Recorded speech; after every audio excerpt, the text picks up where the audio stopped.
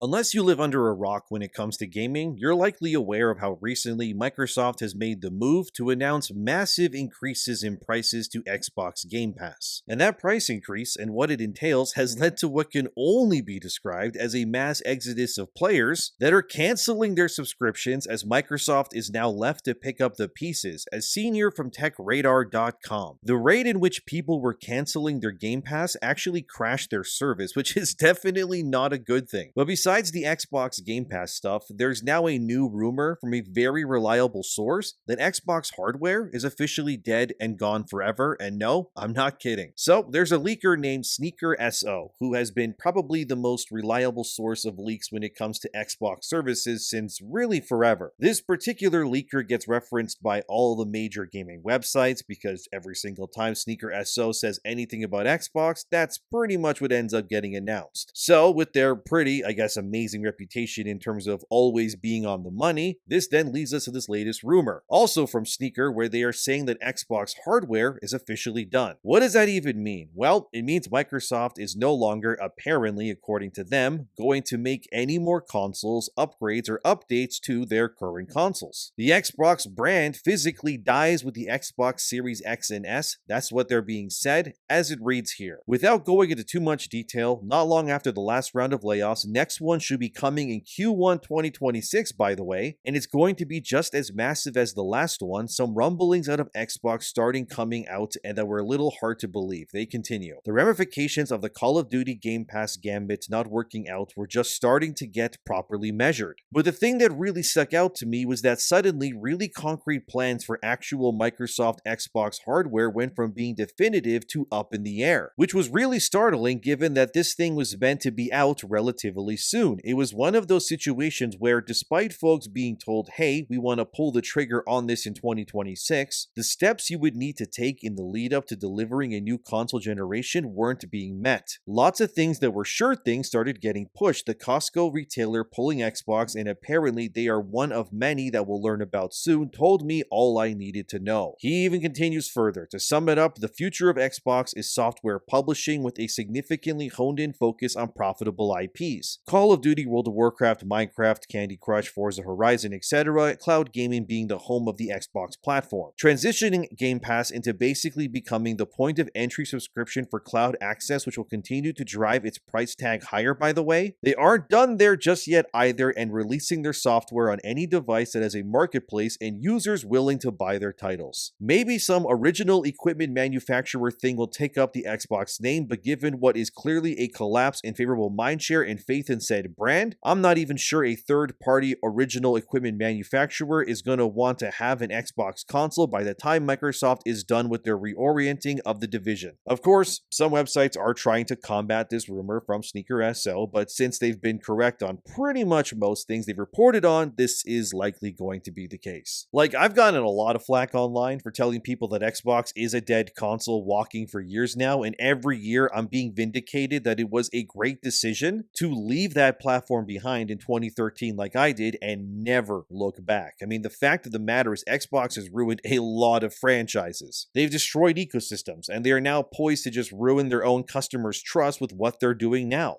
And if you enjoy the content, consider liking the video, subscribing, and leaving a comment. Thank you very much. And here's the updated Xbox prices and what comes included. As you can see here, they have Essential, Premium, and Ultimate. The Premium tier, which is $15 USD a month, has a small asterisk on its first point there saying that you'll get Xbox published games within a year of launch, not at release. And that second tier is the most popular one, by the way. But as you can also see here at the bottom of that same infographic, that small asterisk in Premium excludes Call of Duty titles from that reward tier. So you actually need to subscribe to Xbox Game Pass Ultimate at $30 USD per month to gain access to those Call of Duty titles and more. They do try to sweeten the deal by adding EA Play or Ubisoft Classics, but a reminder, this does not give you access to, say, Assassin's Creed Shadows or anything like that. No, Ubisoft Classics are games like Assassin's Creed 2 or Revelations, games that you can buy right now for dirt cheap practically anywhere. So essentially, Microsoft Microsoft is trying to swindle their users to upgrade to Ultimate by giving them very cheap games that people likely already own as incentives, and then paywalling the, Call of Duty titles like Black Ops 7 behind that Ultimate price point. And since Microsoft owns Activision Blizzard now, the main reason most people subscribe to Game Pass is to play the latest Call of Duty titles for cheaper. But technically, Microsoft makes those users now pay more money in the long run to play those games anyways. Because if you think about it, after 3 months of Ultimate, if you just play Call of Duty Black Ops 7, you effectively just paid the full price of the game already just to play it on Game Pass. And if you want to continue playing it, which you likely will if you're an Ultimate subscriber, you're actually being forced to pay roughly 4 times the price of Call of Duty's latest entry to play it for the rest of the year until the next one.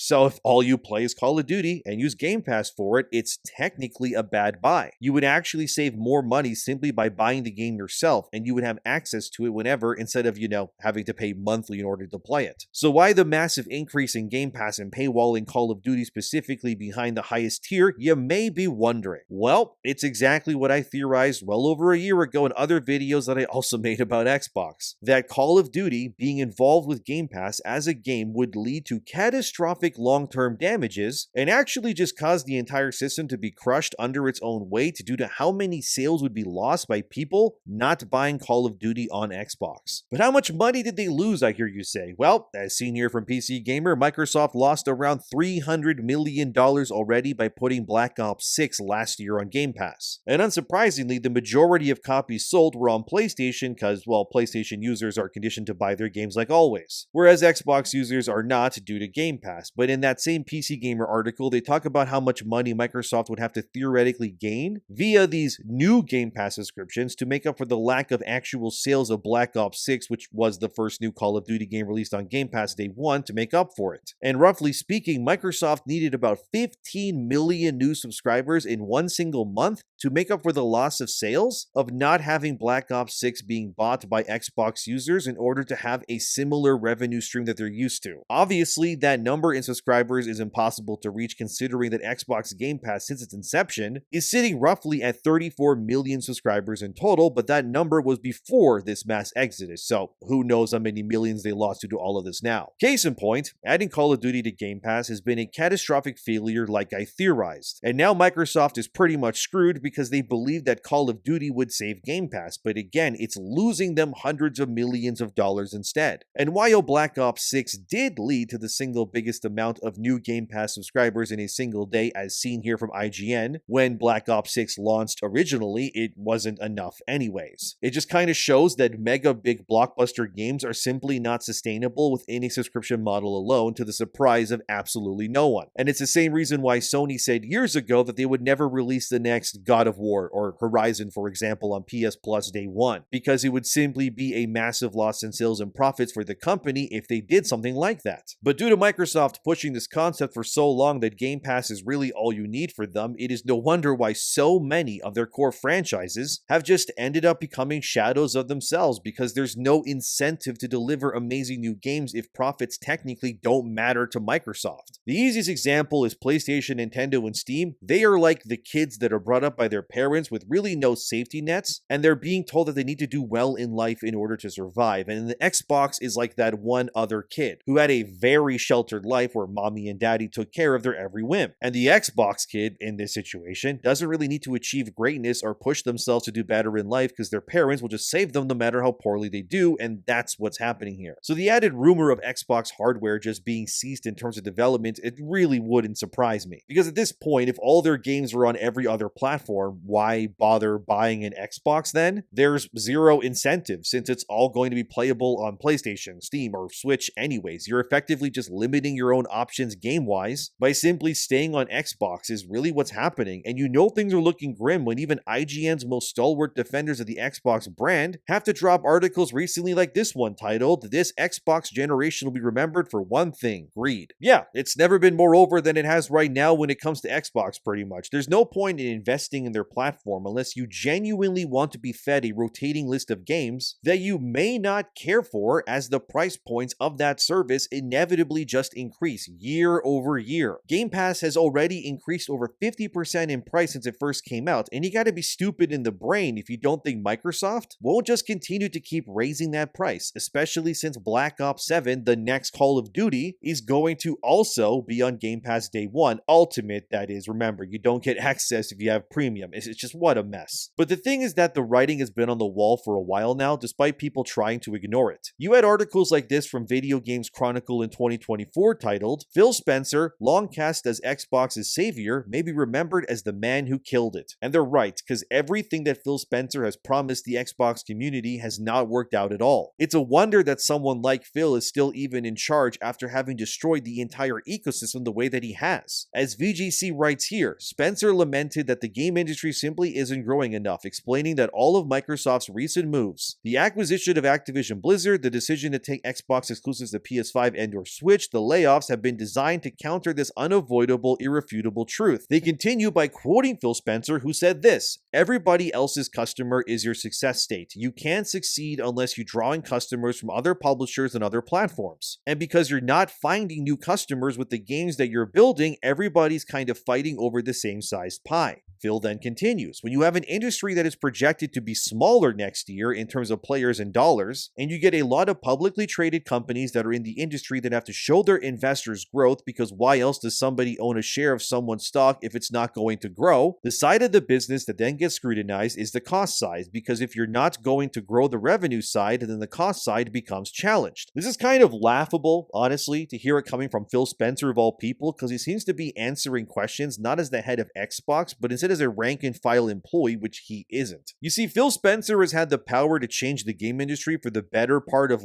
many years already. He was given full reign to transform Xbox into a viable platform and make it better for the industry. Instead, all he's done, from having multiple SKUs of the same console released at the same time, which has been a nightmare to develop for because the Series S is dramatically weaker than other consoles yet can play the same games, just not as well. Not to mention Phil spearheading the concept of Game Pass originally, which has clearly ruined modern gaming and led to all sorts of layoffs and price hikes and very more, as we all know. And that doesn't even begin to factor in that Phil Spencer was instrumental in causing Microsoft to go on a mass acquiring spree, because Microsoft as themselves would not have enough people to actually fill up Game Pass with the games that they needed if they didn't just own more studios. So Phil went on a spending spree, bought Activision Blizzard and many other people, and what we have gotten from all of that? Subpar products, bad sequels, sometimes just broken games or remasters that don't work for years, like the Master Chief Collection. And beyond all of this, he has also allowed ideology to run rampant through the studios Microsoft owns, ruining places like Obsidian and more, because he wants to be politically correct when in reality he's just being passive and allowing his studios and more to be ran into the ground over activism and then some. So all of this combines into making Xbox genuinely one of the worst places to play games these days, despite Phil Spencer's entire job being to, I don't know, make Xbox the best place to play games, which he absolutely has not done a good job of it at all.